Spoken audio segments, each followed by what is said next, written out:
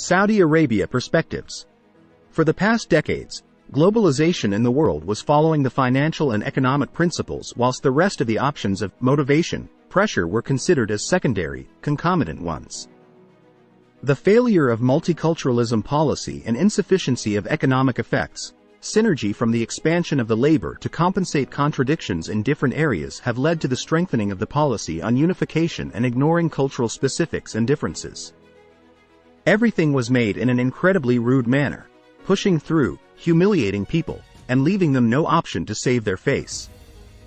The undergoing football tournament in Qatar draws a lot of attention not by the game itself or some sport results, but by hysteric wails of different perverts. From the Arabic, Islamic mentality's point of view, the undergoing events are clearly classified as Satanism, which is completely unacceptable, disgusting, and pathetic. A few years ago, it still could have been considered as individual manifestations and exceptions, but now it is becoming propagated tight standard.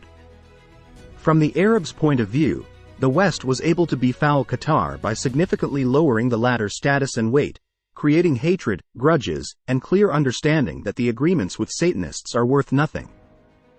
Similar grudge, going above all internal contradictions, had happened earlier and was caused by the words of Joe Biden towards the Prince Salman. People in the Middle East do not forgive such things. The revenge will be long and will be happening again and again. The problems of Saudi Arabia are not limited by it. They only begin there. In the middle-term perspective, the very existence of this state is fairly questionable. Few generations of peaceful life and extremely high income have led to the formation of infrastructure and excessive for this territory population.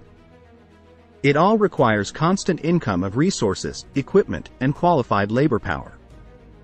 For 30 years, the population has doubled, reaching 34 million people, overall majority of whom are living on a welfare. There is even a quota for local workers to be hired for some basic professions. Their wages are by-fold higher and, in fact, only foreigners are willing to work while locals are drinking tea and stick to their routines.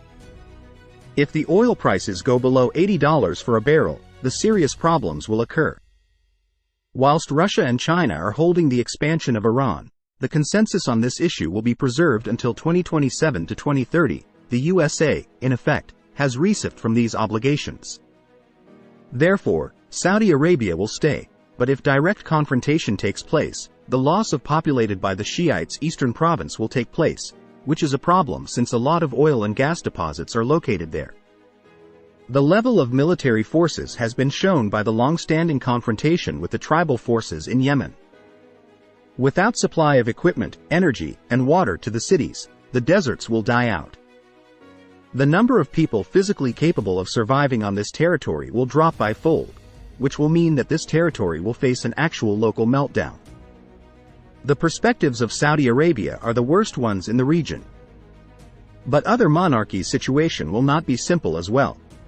And yet, if processes happen gradually, we may expect exodus, evacuation, and flight of population. If military actions and strikes take place before the start of technological degradation, hundreds of thousands, millions may die.